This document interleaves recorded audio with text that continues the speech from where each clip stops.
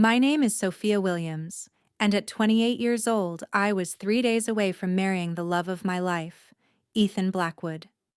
Everything was perfect until his wealthy parents ambushed me with a prenuptial agreement and an ultimatum. Sign it, or the wedding is off. What they never expected was that behind my modest facade lay $9 million, a successful tech company, and the determination to stand my ground. Their smug faces were about to meet the one thing they respected: money. I grew up in a middle-class neighborhood in Chicago, where my parents taught high school and instilled in me the values of education and hard work. We were comfortable, but never wealthy. Every cent of my college tuition came from scholarships I earned through countless all-nighters and perfect grades. I graduated with honors in computer science from Northwestern and immediately dove into the tech world with a hunger to succeed on my own terms. My grandfather had been my biggest cheerleader. When he passed away during my senior year, he left me a surprising inheritance. His modest lifestyle had concealed smart investments over decades, resulting in a $7 million estate that came to me. I invested most of it and used a small portion to fund my tech startup, focusing on educational software. By 26, my company's valuation added another $2 million to my net worth. But no one would have guessed it from looking at me. I lived in a nice but unassuming apartment, drove a practical car, and dressed well, but not extravagantly. I wanted to succeed or fail on my own merits, not because of what was in my bank account. My wealth was my private business, known only to my parents, my best friend Jenna, and my financial advisors. I met Ethan at a charity gala benefiting educational programs for underprivileged children. My company had donated software, and I was there representing our contribution.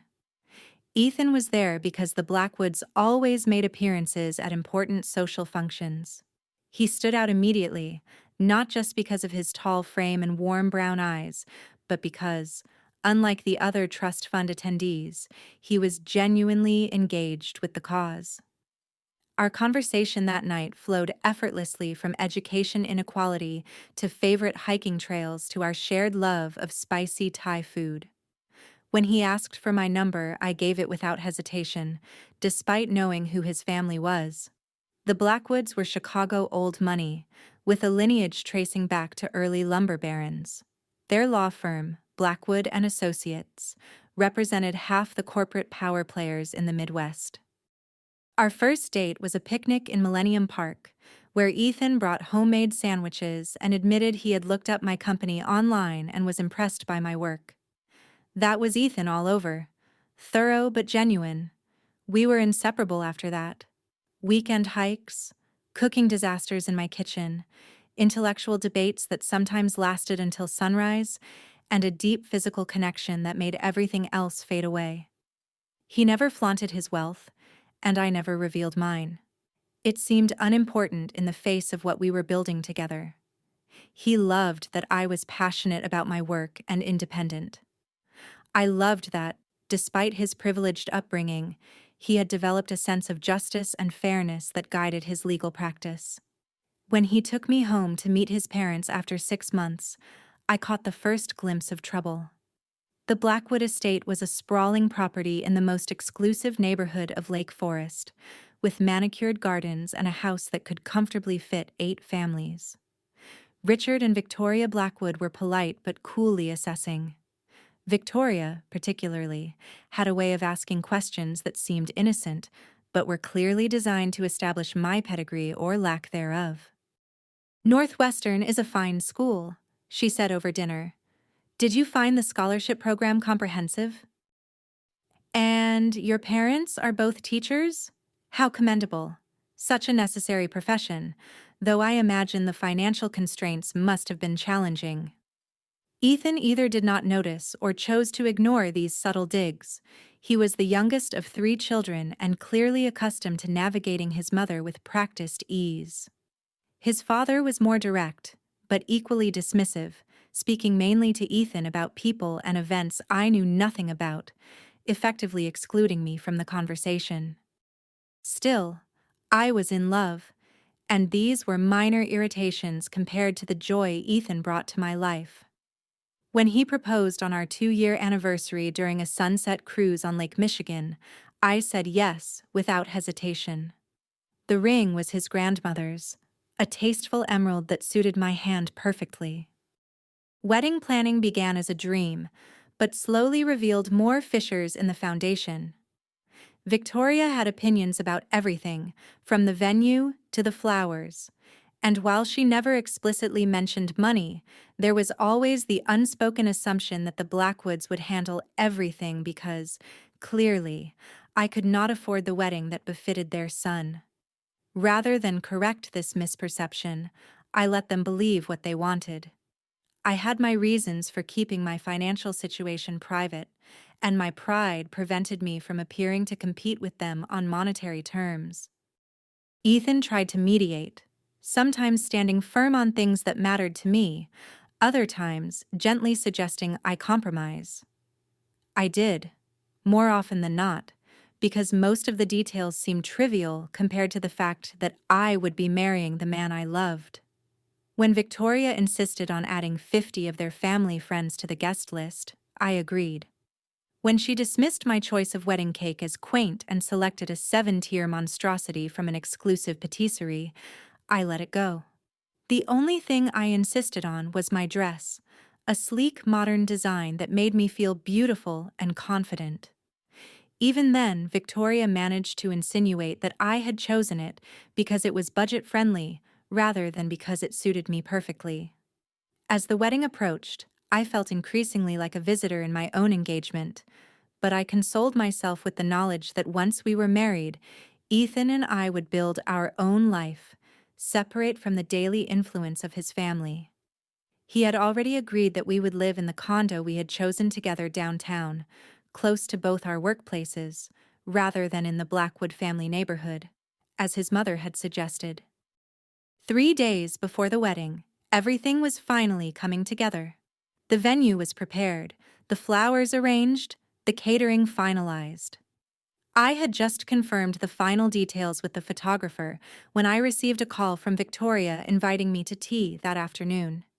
Ethan would be in meetings all day, she explained, and she thought it would be nice for us to have some one-on-one time before the wedding festivities began. Looking back, I should have recognized the predatory sweetness in her voice, but I was operating on minimal sleep and maximum stress, and all I registered was the opportunity to perhaps finally connect with my future mother-in-law. I had no idea I was walking into an ambush that would test not just my patience, but the very foundation of my relationship with Ethan and his family. The Blackwood estate looked even more imposing in the clear light of that Wednesday afternoon. The stone facade gleamed in the sunlight, and the circular driveway was immaculately maintained, not a pebble out of place. As I pulled up in my modest Audi, I noticed Richard's Mercedes also parked in the driveway. That was unexpected. Victoria had mentioned nothing about him joining her. The housekeeper, Marta, answered the door with her usual reserved smile and led me to the formal sitting room rather than the sunroom where Victoria typically took tea. Another warning sign I missed in the moment. Victoria and Richard were already seated, both dressed as if for a business meeting rather than a casual family gathering. Victoria wore a tailored navy suit that probably cost more than most people's monthly rent, while Richard was in one of his trademark charcoal gray power suits, complete with cufflinks bearing the Blackwood family crest. "Sophia, dear, thank you for coming on such short notice," Victoria said, her smile not quite reaching her eyes. "Please have a seat." I sat across from them, suddenly feeling like I was at a job interview rather than a family visit. The tea service on the coffee table between us remained untouched. "We thought it important to discuss a few matters before the wedding," Richard began without preamble. "Business matters that should be settled beforehand to ensure smooth sailing afterward." Victoria nodded. Every successful marriage has a solid foundation of clear expectations and agreements. My stomach tightened. "What kind of agreements?" I asked, though I was beginning to suspect where this was heading. Richard reached for a leather portfolio beside him and extracted a thick document bound in a blue cover. He slid it across the coffee table toward me. This is a standard prenuptial agreement that our family lawyer has prepared. It outlines the protection of family assets and delineates what would occur in the unlikely event that your marriage to Ethan does not succeed. I did not immediately reach for the document. This is the first I am hearing about a prenuptial agreement, I said carefully. Ethan and I have never discussed this. Ethan understands the necessity. I doubted that very much.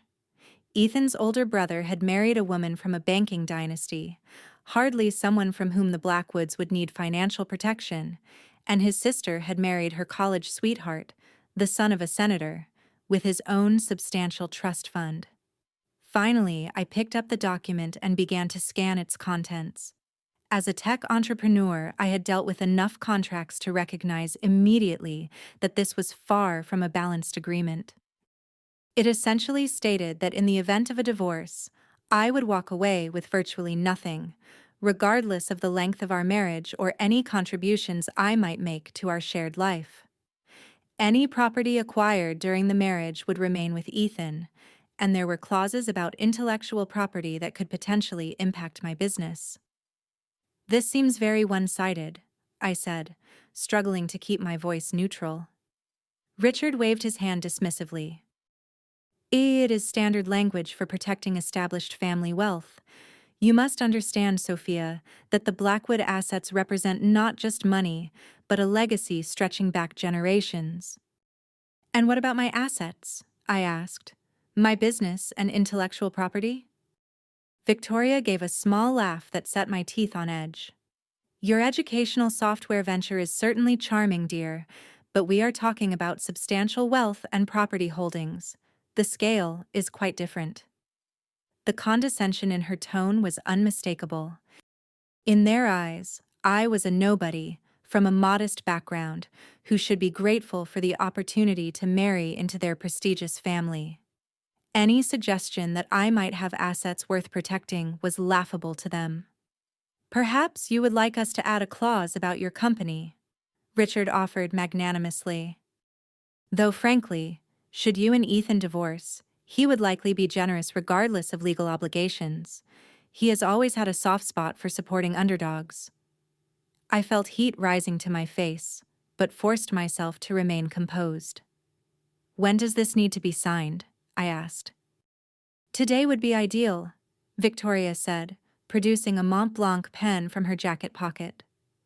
The wedding is in 3 days, and we would like this settled well before then. I set the document down carefully. I would need to have my own lawyer review this first. Richard's eyebrows rose fractionally. Your own lawyer? Is that necessary? Our family attorney, who drafted this, is one of the best in Chicago. Best for the Blackwood family interests, certainly, I replied. But as you have just pointed out, our interests may not be perfectly aligned in this matter. Victoria's perfectly composed face showed the first crack of annoyance. Sophia, this is really quite standard. Everyone signs these nowadays. It is simply practical. Then you will not object to giving me 24 hours to have it professionally reviewed, I countered. Richard and Victoria exchanged a look. I am afraid we must insist on having this resolved today, Richard said firmly. These matters can become complicated if left too long, and with the wedding so close. Are you saying the wedding depends on me signing this document today without legal advice? I asked, wanting absolute clarity on their position. Victoria's smile returned, cold as January in Chicago. What we are saying, dear, is that the Blackwood family has certain non-negotiable expectations for anyone marrying into the family. Ethan understands this. If you truly love him, you will understand as well. Sign it, or the wedding is off, Richard stated bluntly. That is the bottom line. We have invested considerably in this wedding, but we will cancel it if necessary to protect the family interests. The ultimatum hung in the air between us. I looked from Richard's impassive business face to Victoria's smugly confident expression. They were absolutely certain of their power in this situation. In their minds, I was a nobody, facing the choice between signing away my rights or losing the man I loved and humiliating myself with a canceled wedding. They expected me to cave immediately. I stood up, gathering the prenuptial agreement. I will need to discuss this with Ethan. Ethan is aware of our position, Victoria said dismissively. He may have been reluctant to broach the subject with you directly, but he understands family obligations. That stung more than anything else. The idea that Ethan knew about this ambush and had allowed it to happen made my chest constrict painfully. Nevertheless, I said, clutching the document perhaps a bit too tightly, I will need to speak with him before making any decisions. Richard stood as well, buttoning his suit jacket in a practiced gesture. You have until tomorrow morning, Sophia, 9 a.m. We will expect your signature or your decision to cancel the wedding. We truly hope you will make the sensible choice, Victoria added, not bothering to stand. Ethan cares for you deeply. It would be a shame to hurt him over a simple formality that protects everyone involved. I nodded stiffly and turned to leave with the prenup, feeling like a lead weight in my hands. As I walked out to my car, I heard Victoria's voice drifting from the open window of the sitting room. She will sign. Where else would she find a match like Ethan? Certainly not in whatever community college circles her parents frequent. Richard's low laugh and response was the final turn of the knife. I got into my car, placed the prenup on the passenger seat, and managed to drive past the ornate gates of the Blackwood estate before the tears started to fall. The drive home was a blur. Tears streamed down my face as Chicago's upscale neighborhoods gave way to the more familiar landscape of downtown. I had to pull over twice when the crying made it impossible to see the road clearly. My phone rang 4 times. Ethan's name flashed on the screen, but I let it go to voicemail. I needed to process what had happened before I could talk to him. At a red light, memories flashed through my mind, like scenes from a movie I had somehow starred in without realizing. Victoria commenting on my practical choice of car when I drove it to their house for the first time. Richard asking pointed questions about my business model, and then dismissing educational technology as a niche market without real growth potential. The Christmas dinner where Ethan's brother had asked if I would be keeping my little company going after marriage, as if it were a hobby rather than my passion and livelihood. I had ignored or excused all these moments, believing they were isolated incidents or misunderstandings. Now I saw them as part of a pattern, a consistent underestimation of my worth because I lacked their pedigree and perceived wealth. When I finally reached my apartment, I called the one person I knew would understand. They did what? Jenna's voice rose with indignation over the phone. 3 days before the wedding. That is beyond tacky, Sophia, manipulative. Jenna had been my roommate in college and remained my closest friend. She knew everything about me, including the full extent of my financial situation, which was why she found the Blackwoods' behavior particularly galling. The worst part is that apparently Ethan knew, I said, curling up on my couch with the phone pressed to my ear. He just did not have the guts to tell me himself. You do not know that for sure, Jenna cautioned. His parents could be bluffing. Either way, it does not look good for him, I replied. Either he knew and let them ambush me, or he has so little control in his relationship with them that they can threaten to cancel his wedding without his knowledge. Jenna was quiet for a moment. What are you going to do about the prenup? Have you read through all of it yet? Enough to know it is completely one-sided.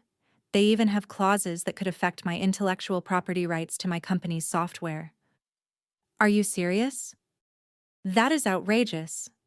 Jenna's outrage mirrored my own. You know what you need to do, right? Call Harold first thing tomorrow. Harold Winters had been my grandfather's attorney and continued to manage my legal affairs. He was shrewd, experienced, and most importantly, completely devoted to protecting my interests. I will, I promised.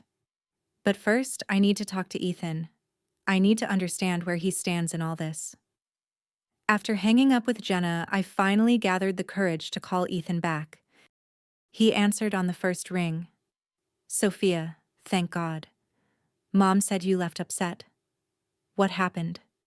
His concerned tone almost made me falter, but the memory of Victoria's smug face strengthened my resolve. What happened? I said carefully. Is that your parents ambushed me with a prenuptial agreement and told me I either sign it by tomorrow morning or the wedding is off. They also implied you were fully aware of this plan. The silence on the other end was damning. Ethan, I prompted.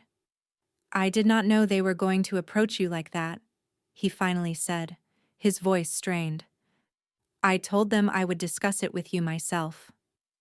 So you did know about the prenup, I confirmed, my heart sinking. Sophia, try to understand. Every marriage in my family for generations has had a prenuptial agreement. It is just how things are done. And you did not think this was something to mention to me before your parents cornered me 3 days before our wedding? He sighed heavily.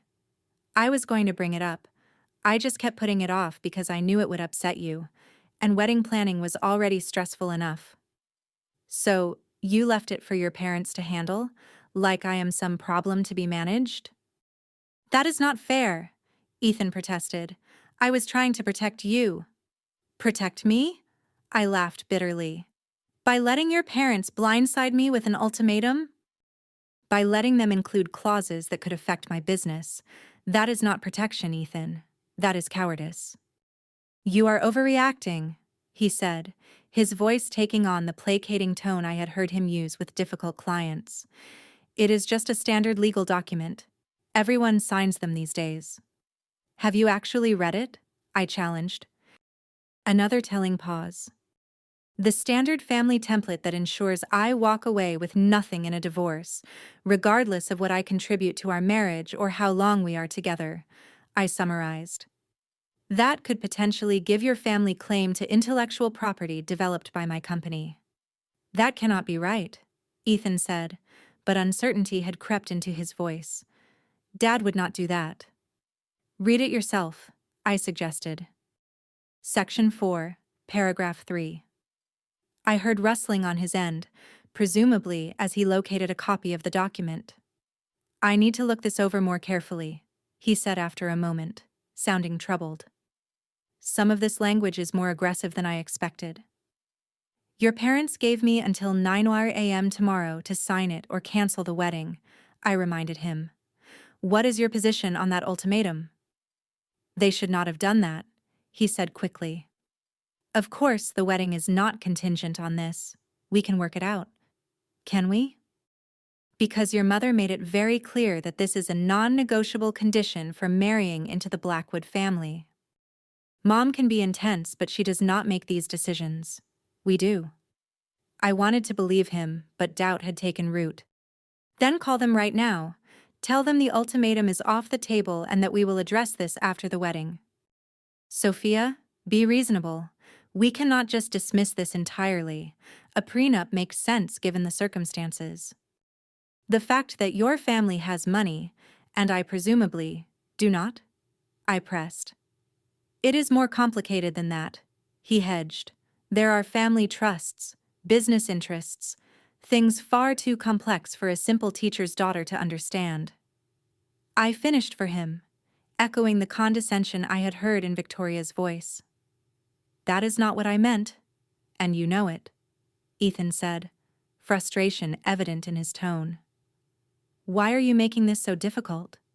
It is just a piece of paper that hopefully we will never need. If it is just a piece of paper, why is it worth threatening to cancel our wedding over? He had no good answer for that. I need some time to think, I said finally. And you need to decide where you stand, Ethan, with your parents or with me. That is not a fair choice, he protested. I love you, but they are my family. And what am I supposed to be in 3 days? I asked quietly. The question hung between us unanswered. I will call you tomorrow, I said, and ended the call before he could respond. I sat in the silence of my apartment, the phone clutched in my hand, tears threatening again. Then I noticed the prenup still sitting on my coffee table, and something shifted inside me. Sadness gave way to determination. If the Blackwoods wanted to make this about money and power, perhaps it was time they learned I had both. I opened my laptop and pulled up my financial portfolio. My grandfather's inheritance had grown to $7.5 million through careful investment. My company, Aducheck Solutions, had recently been valued at $1.5 million during our last funding round, bringing my total net worth to around $9 million. Not Blackwood money, perhaps, but substantial enough to change the dynamics of this conversation entirely. For 3 years, I had kept my financial situation private. Not out of shame, but because I wanted to be loved for myself, not my bank account. I had watched Ethan's friends and acquaintances treat him differently because of his family name and wealth, and I had no desire for that kind of superficial attention. Besides, in the tech world, flying under the radar had strategic advantages. But now, facing the prospect of signing away my rights or losing the man I loved, I realized my silence had allowed the Blackwoods to construct a narrative about me that was entirely false. They saw me as a gold digger reaching above my station when, in reality, I was a successful businesswoman choosing to share my life with their son as an equal. As this realization crystallized, a plan began to form in my mind. I would not be bullied or manipulated. I would not sign their one-sided prenup, but neither would I walk away from the man I loved without a fight. I sent a quick text to Harold. Need urgent meeting tomorrow morning at 7 a.m. Prenup situation, wedding in 3 days. Will explain in person. His response came quickly. We'll be at your office at 7 sharp, bring all documents. I slept fitfully that night, cycling through anger, hurt, determination, and doubt. By morning, however, one thing was clear. The time for hiding my success was over. The Blackwoods had forced this confrontation, and now they would have to deal with the real Sophia Williams, not the modest schoolteacher's daughter they thought they could intimidate. At 6:45 the next morning, I was already at my downtown office, reviewing the prenuptial agreement line by line and making notes. I had dressed deliberately in one of my power outfits, a tailored charcoal gray suit that projected confidence and authority. My hair was pulled back in a sleek ponytail, and I wore the pearl earrings my grandfather had given me for my college graduation, a reminder of where I came from and the values that had guided me to success. Harold arrived precisely at 7 high, immaculate as always in his bespoke suit, silver hair perfectly combed, carrying his weathered leather briefcase that had seen decades of legal battles. At 7:02, he was still one of the sharpest attorneys in Chicago, with a reputation for being ruthlessly effective while maintaining impeccable ethics. Good morning, Sophia, he greeted me, setting his briefcase on my conference table. I must say, when I received your text, I was quite surprised. You never mentioned a prenuptial agreement in our previous wedding discussions. Because there was not one until yesterday, I explained, handing him the document. 3 days before the wedding, my future in-laws ambushed me with this and an ultimatum to sign it by 9 a.m. today or cancel the wedding. Harold's bushy eyebrows rose as he accepted the document. That is rather unorthodox timing, to put it mildly. Read it, I urged, particularly Section 4 on intellectual property and Section 6 on asset division. He put on his reading glasses and began scanning the document, his expression growing increasingly grave as he progressed. After about 15 minutes of careful reading, he set it down and removed his glasses. This is one of the most aggressively one-sided prenuptial agreements I have seen in 45 years of practice, he stated flatly, and I have seen some doozies, especially among old money families. Can you fight it? I asked. A slow smile spread across Harold's face, the kind that had likely struck fear into opposing counsel for decades. My dear, I will not just fight it. I will eviscerate it and replace it with something that actually protects your substantial interests. He opened his briefcase and extracted a legal pad. Let us be clear about your position. Your net worth currently stands at approximately $9 million, correct? I nodded. And the Blackwoods are unaware of this fact. Completely unaware, I confirmed. I have always kept my financial situation private. Only my parents, Jenna, and you know the full extent of it. Harold chuckled, a deep rumbling sound that conveyed genuine amusement. Well, this is going to be quite the revelation for them. He tapped his pen against the legal pad. Do you want to salvage this relationship? Or should we simply refuse their terms and let the chips fall where they may? The question gave me pause. Despite everything, I did love Ethan. The issue was not with him directly, but with the power dynamics his family was trying to establish. I want to salvage it, I said finally. But only if Ethan is willing to stand with me as a true partner. And only if his family recognizes that I am entering this marriage as an equal, not as some charity case they are graciously welcoming despite my perceived lack of pedigree. Very well, Harold nodded. Then we craft a counteroffer, a fair and balanced prenuptial agreement that protects both parties equally. For the next 2 hours, Harold and I worked on creating a new document. He drafted language that protected both my assets and Ethan's, established fair terms for property division in the event of divorce, and most importantly, included ironclad protection for my intellectual property and business interests. Now for the presentation strategy, Harold said as we finalized the document. Timing and setting will be crucial. When and where do you want to deliver this counteroffer? I considered this carefully. There are 2 conversations that need to happen. First, I need to speak with Ethan privately. Then, assuming that goes well, we need to present this to his parents together. I suggest a neutral location for the family meeting, Harold advised. Somewhere public enough to discourage extreme reactions, but private enough for a confidential discussion. The private dining room at Lakeview Restaurant, I decided. It is upscale enough to appeal to the Blackwood sensibilities, but on neutral territory. Excellent choice, Harold approved. And for the supporting documentation? I opened a folder on my desk. I have my complete financial portfolio here, including bank statements, investment accounts, and the most recent valuation of my company. Everything is updated and verified as of last month. Harold reviewed the documents, nodding in satisfaction. These will make your position abundantly clear. Now, let us discuss your approach with Ethan. We spent another hour refining my strategy for both conversations. By the time Harold left at 10:30, I felt prepared and confident. I had a solid plan, a fair prenuptial agreement, and most importantly, the resolve to stand up for myself and the relationship I wanted. After Harold departed, I called Jenna again to update her. So, you are really doing this? She asked after I explained the plan. Revealing your financial situation after keeping it private all this time? I do not see another option, I replied. Not if I want a marriage based on truth and equality. And what if Ethan is angry that you kept this from him? Jenna pressed. Have you considered that possibility?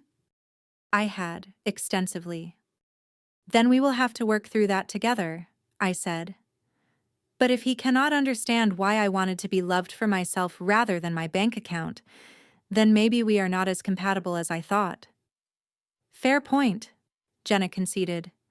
For what it is worth, I think you are handling this with incredible grace. I would have told Victoria Blackwood exactly where she could shove that prenup. That made me laugh, releasing some of the tension I had been carrying. The day is not over yet. I may still get to that point. After hanging up, I sent Ethan a text. We need to talk. Meet me at Carlucci's at 1 p.m. Just the 2 of us. His response came quickly. "I will be there. I love you." Those 3 words brought a fresh wave of emotion. Despite everything, I still believed he meant them. The question was whether love alone would be enough to weather this storm. I spent the next hour preparing myself, not just mentally, but physically.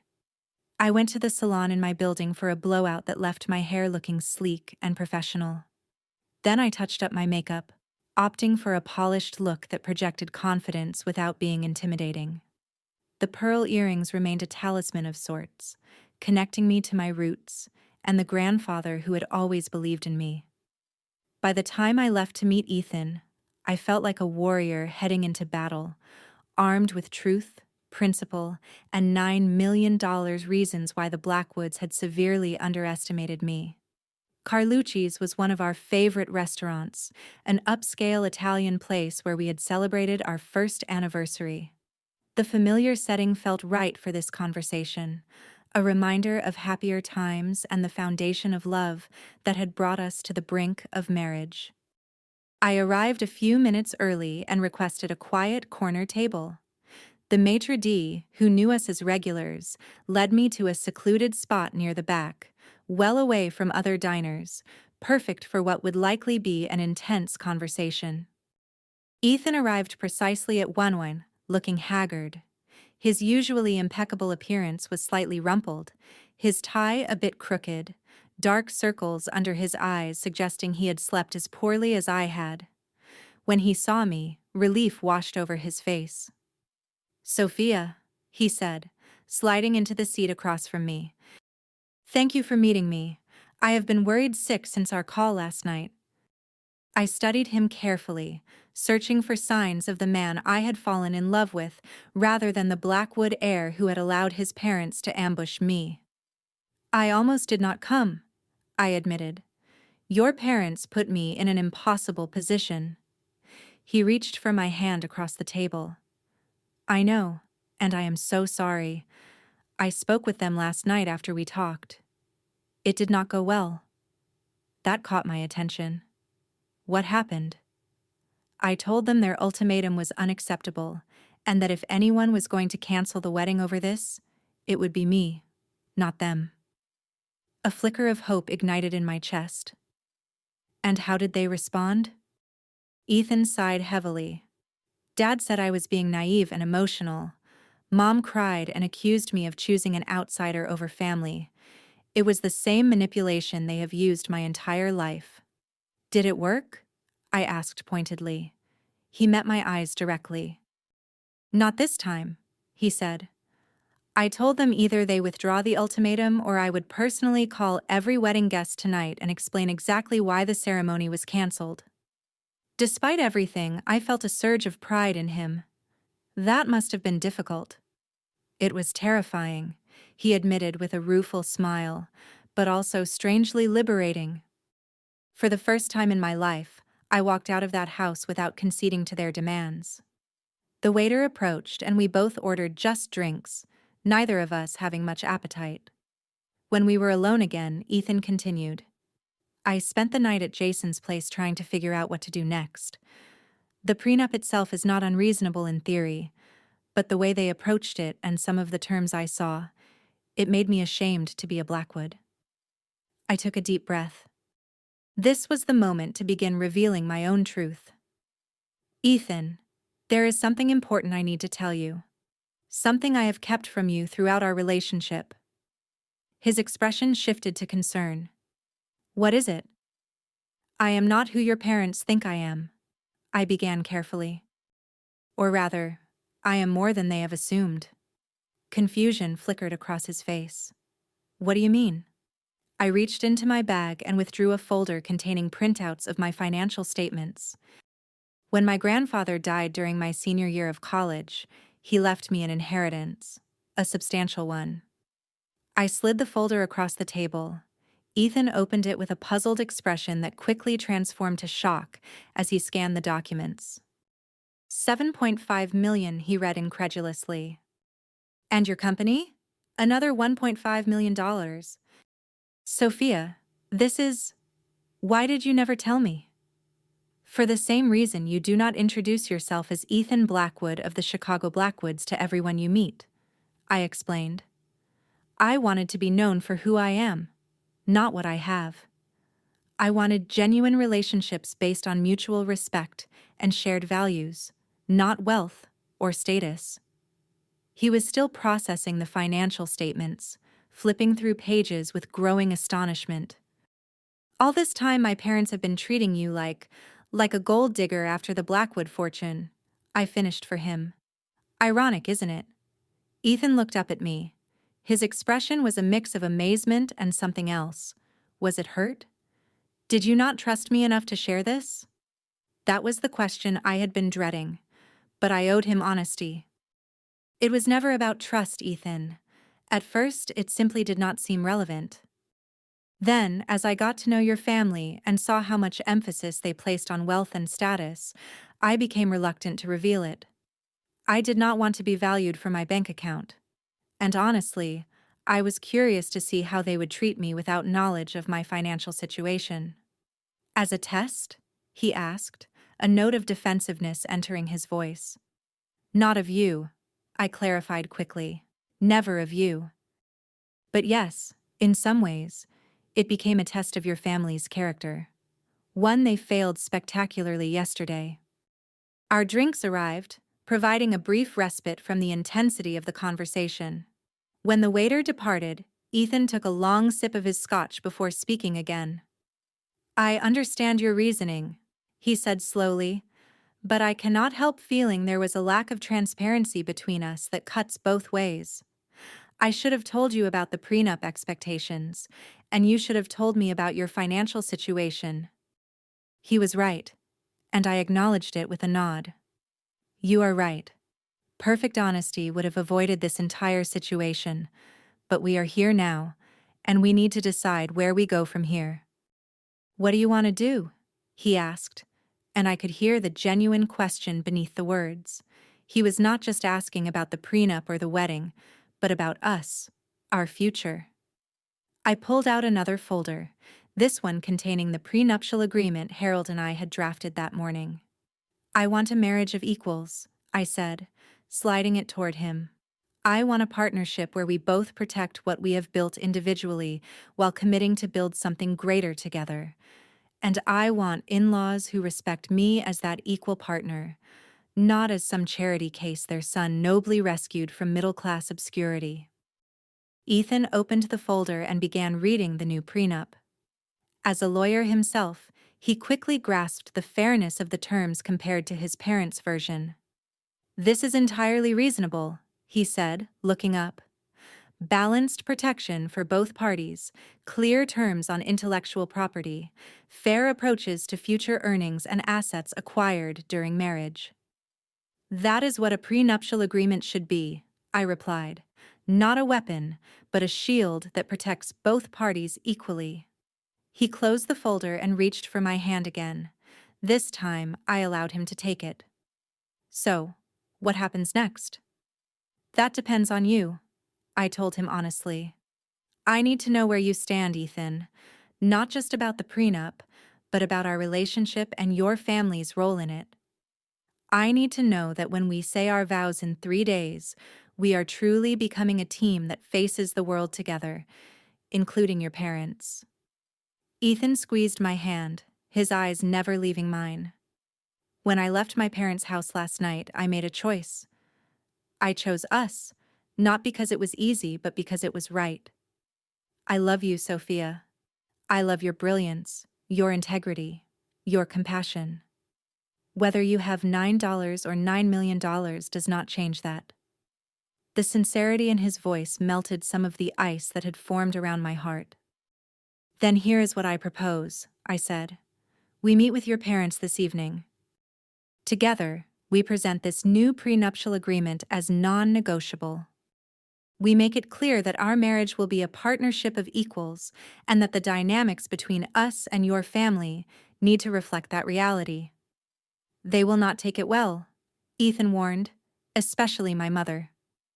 Probably not, I agreed, but how they react will tell us everything we need to know about the future of our relationship with them. He nodded slowly. You are right. It is time to establish boundaries that should have been set long ago. He raised his glass in a small toast to facing the Blackwood Inquisition together. I clinked my glass against his. Together. As we finished our drinks and finalized our strategy for the evening confrontation, I felt a renewed sense of connection with Ethan. The deceptions between us, both his and mine, had been cleared away. Now we would face his family as a united front, with honesty as our foundation and equality as our non-negotiable demand. I sent a quick text to Harold confirming that the first phase of our plan had succeeded. His response was typically succinct. Excellent. Remember, no compromises on the key terms. Good luck. Luck, I thought as Ethan and I left the restaurant hand in hand, might not be necessary. We had truth on our side now, and in my experience, that was a far more powerful weapon than luck could ever be. At precisely 6 p.m., our car pulled up to the entrance of Lakeview Restaurant.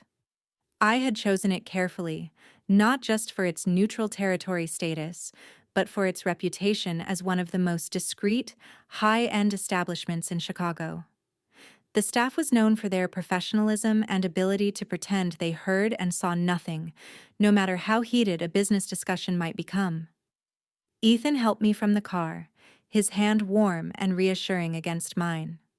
We had spent the afternoon refining our approach and reviewing the new prenuptial agreement together, strengthening our united front. He wore a sharply tailored navy suit that projected authority without the intimidation factor his father's suits always carried. I had changed into a cream-colored dress that was both elegant and powerful, paired with a tailored blazer and my grandmother's pearls at my neck to match the earrings. Ready? Ethan asked as we stood before the restaurant's entrance. As ready as I'll ever be, I replied, squeezing his hand. The maitre d' greeted us by name and led us to the private dining room I had reserved. Your other guests have not yet arrived, the maitre d' informed us. Would you care for drinks while you wait? We both ordered sparkling water. Alcohol would not serve us well in the upcoming confrontation. They will be late, Ethan predicted after the maitre d' departed. It's a power move. Mom never arrives anywhere before making people wait at least 15 minutes. He was exactly right. At 6:17, the door opened to admit Richard and Victoria Blackwood. Richard was in his element in a charcoal suit nearly identical to the one he had worn during our prenup ambush. Victoria had opted for a designer dress in deep burgundy that probably cost more than most people's monthly mortgage payments, accessorized with diamond earrings that caught the light with every slight movement of her head. Ethan, darling, Victoria cooed, ignoring me completely as she air-kissed her son's cheeks. What a charming venue, though I am not entirely sure why we needed this formal setting for a simple signature. Richard nodded curtly in my direction, the barest acknowledgement of my existence. I trust you have come to a sensible decision, Sophia. 9 a.m. has come and gone, but we are willing to be flexible given the circumstances. Please have a seat, I said, gesturing to the chairs across from where Ethan and I were already seated. We have much to discuss. Something in my tone must have alerted Victoria that this would not be the simple capitulation she expected. Her eyes narrowed slightly as she took her seat, arranging herself with practiced elegance. We have reviewed your prenuptial agreement, Ethan began, his voice steady and professional, and found it unacceptable in both its approach and its terms. Richard's eyebrows shot up. Unacceptable? It is the standard Blackwood family agreement. Your brother and sister both signed identical documents without this drama. They married people from backgrounds similar to ours, Ethan pointed out. Power dynamics? Victoria repeated with a dismissive wave of her manicured hand. This is not some sociological experiment, Ethan. It is a simple legal protection that any prudent family would insist upon. I placed my leather portfolio on the table, opening it to reveal our counter-proposal and supporting documents. We agree that prudent legal protection makes sense, I said calmly, which is why we have prepared an alternative prenuptial agreement that protects both parties equally. Richard's expression darkened. That was not the arrangement. You were to sign our document, not present alternatives. Plans change, I replied, meeting his gaze directly. Especially when new information comes to light. The waiter entered with our sparkling water and took Richard and Victoria's drink orders. The brief interruption did nothing to dissipate the tension that had settled over the table like a heavy cloud. When we were alone again, I slid the new prenuptial agreement across the table. This document provides fair and balanced protection for both the Blackwood family assets and my own personal holdings. Your holdings? Victoria scoffed, unable to quite suppress a condescending smile. Your little software company hardly requires the same level of protection as generations of Blackwood wealth. You might be surprised, Ethan said, a hint of pride in his voice as he looked at me. I extracted the financial statements from my portfolio and placed them on top of the prenuptial agreement. My current net worth is approximately $9 million, I stated matter-of-factly. $7.5 million in diversified investments from my grandfather's estate, and $1.5 million in the form of my company valuation from our last funding round. The shock that registered on both their faces was everything I had imagined and more. Richard recovered first, his lawyer's mind quickly recalibrating as he reached for the statements with barely concealed disbelief. That is impossible, Victoria said, color rising in her cheeks. You drive a 5-year-old Audi. Your parents are teachers. I value financial responsibility over displays of wealth, I replied evenly. And yes, my parents taught me the importance of education, hard work, and living within one's means, lessons that have served me well. Richard was scanning the documents with growing consternation. These appear legitimate, he admitted reluctantly. Why keep this secret? Would you have treated me differently if you had known? I countered. The flush deepening on Victoria's face was answer enough. This changes the equation significantly, Richard said, lawyer mode fully engaged. Now, we would need to review any alternative agreement carefully before proceeding. Of course, I agreed. That is only fair, just as it would have been fair to give me time to review your original document with my attorney. Victoria was still struggling to reconcile her perception of me with the financial reality before her. Your grandfather left you $7 million. What did he do? He invested wisely over a lifetime of modest living, I explained. Not unlike the first Blackwood who built your family fortune, I imagine. That comparison clearly did not sit well with Victoria. But before she could respond, Ethan spoke up. Mom, Dad, the issue here is not just the prenup itself, but how this entire situation has been handled. Springing this on Sophia 3 days before our wedding was inappropriate and disrespectful. We thought it best to resolve it efficiently, Richard defended, though with notably less conviction than before. By threatening to cancel our wedding if she did not comply immediately, Ethan challenged, that is not efficiency, it is coercion. Victoria turned to her son, switching tactics. Darling, we were only trying to protect you and the family legacy. Surely you understand that. What I understand, Ethan replied firmly, is that you made assumptions about the woman I love without bothering to know her, and then tried to use financial leverage to control our relationship. That stops now. I had never loved him more than in that moment, watching him stand firm against the manipulation that had likely worked on him his entire life. The new prenuptial agreement, I redirected their attention, protects both the Blackwood assets and my own. It establishes fair terms for property division in any potential divorce, based on contribution and duration of marriage, rather than simply reverting everything to original ownership. It also contains clear language protecting my intellectual property rights and business interests, just as it protects the Blackwood family business interests. Richard was already reading through the document with a lawyer's practiced eye. Some of these terms are unusual, he noted, though not dismissively. But fair, Ethan emphasized. Unlike the document you presented to Sophia. We need time to have our attorneys review this, Richard said, closing the folder. You have until tomorrow afternoon, I replied. The wedding is in 2 days, and we need this resolved before then. Victoria's gaze snapped to me, unused to having deadlines imposed by others. That is hardly sufficient time for proper legal review. It was sufficient time for me, according to your original ultimatum, I reminded her.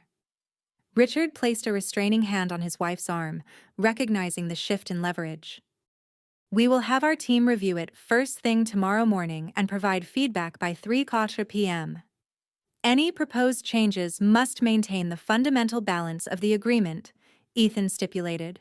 This is not a negotiation to revert to one-sided terms. Understood. Richard nodded. Businessman to businessman. Victoria had been uncharacteristically quiet, her eyes moving between me, Ethan, and the financial statement still on the table. When she finally spoke, her voice had lost some of its imperious quality. I may have misjudged certain aspects of your situation, Sophia, though I still find it odd that you would conceal such information from your future family. It was as close to an apology as Victoria Blackwood was likely capable of offering. I decided to meet her halfway. Perhaps we all could have communicated more openly from the beginning, I acknowledged. Moving forward, I hope we can build a relationship based on mutual respect rather than assumptions. The waiter returned with Richard and Victoria's drinks and inquired about dinner. By unspoken agreement, we all declined.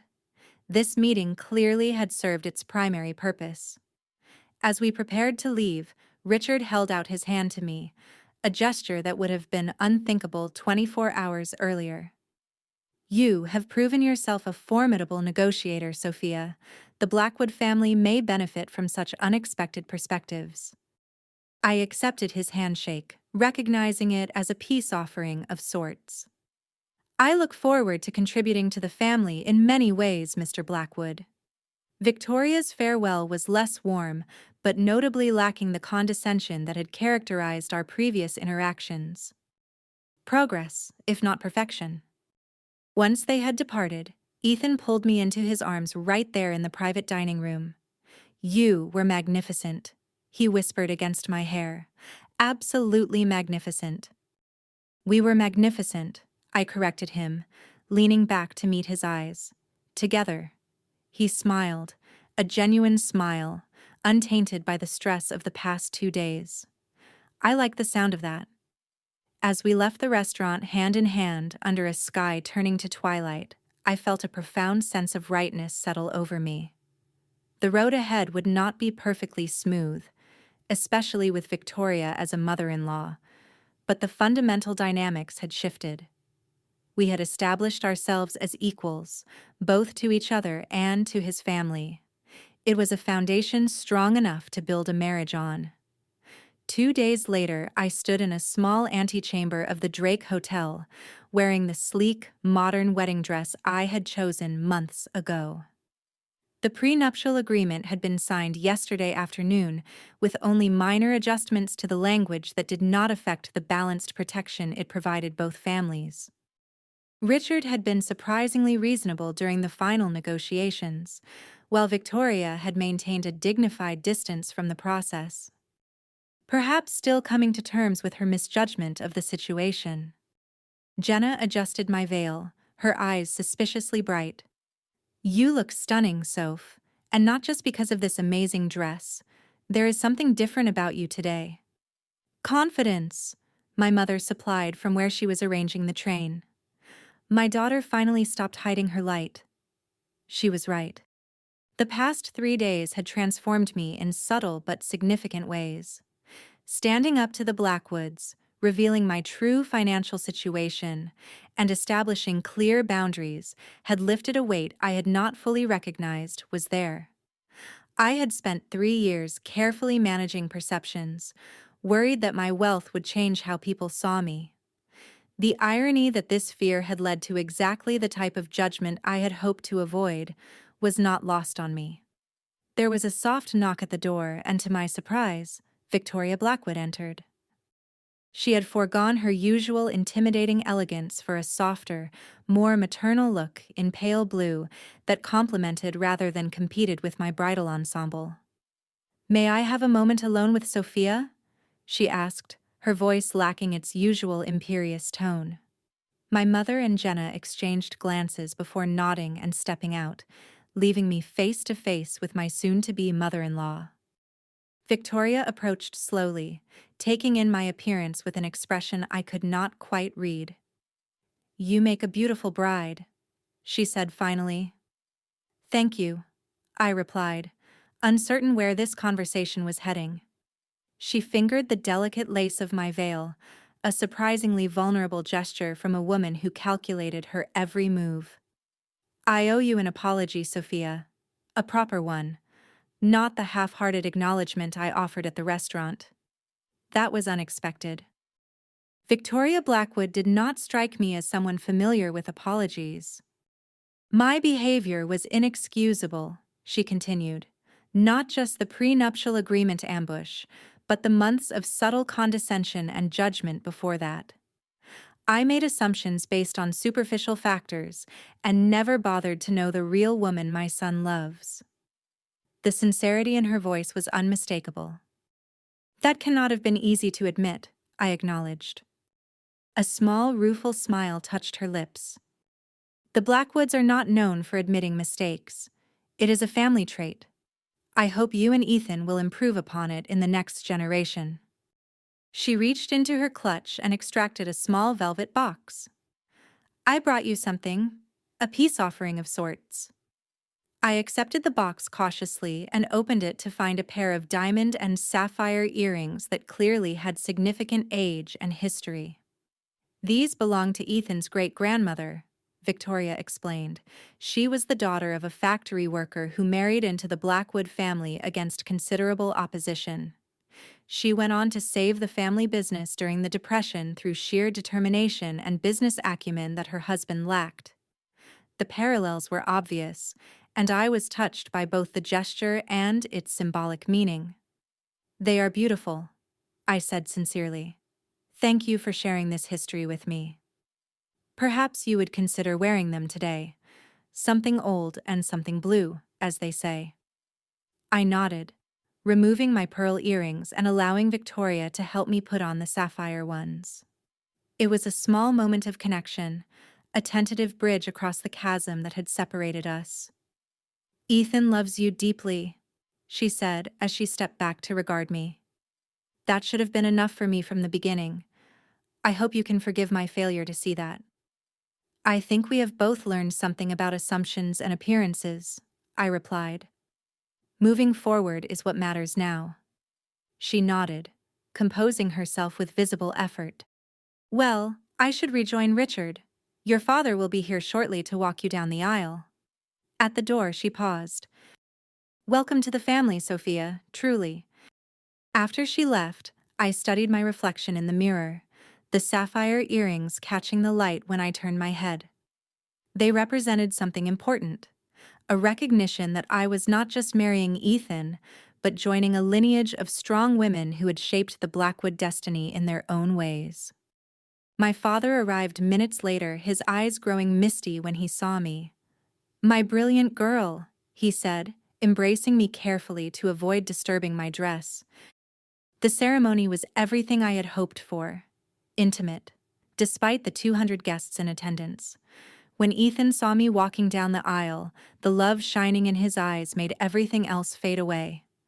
All the stress and conflict of the past week disappearing in the face of what truly mattered.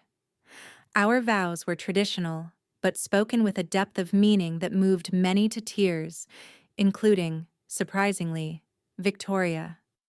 At the reception, I noticed subtle shifts in how the Blackwood family and friends interacted with me. Gone was the condescension, replaced by genuine interest and respect. Richard introduced me to his business associates with pride, emphasizing my entrepreneurial success. Victoria made a point of seating me next to her oldest friend, a federal judge whose approval clearly mattered to her. Amazing what $9 million can do for one's social standing, he murmured in my ear as we shared our first dance. It is not about the money, I replied. It is about standing up for yourself and demanding respect. Perhaps a bit of both, he acknowledged with a smile. Either way, I have never been prouder to call you my wife. Our honeymoon in the Greek islands was a blissful escape from family dynamics and prenuptial negotiations. For 2 weeks, we were simply Ethan and Sophia, two people in love, exploring whitewashed villages and crystal blue waters. We talked about the future, about building our life together as true partners, and about the boundaries we would maintain with both our families going forward. 6 months later, those conversations were put to the test when Victoria began dropping hints about a Blackwood family tradition of Sunday dinners and the expectation that we would attend weekly. Once a month, Ethan countered firmly when we discussed it privately. We need our own traditions and time together, I agreed. And to my surprise, Victoria accepted this boundary with minimal resistance. Perhaps recognizing that the new dynamics between us were healthier for everyone. Richard showed his evolving respect in more practical ways. He invited me to consult on a technology upgrade for the family law firm and actually listened to my recommendations. When my company secured a major contract with the Chicago public school system, he sent a congratulatory note that was both professional and warm. Most significantly, Ethan and I established our own household rhythm independent of Blackwood expectations.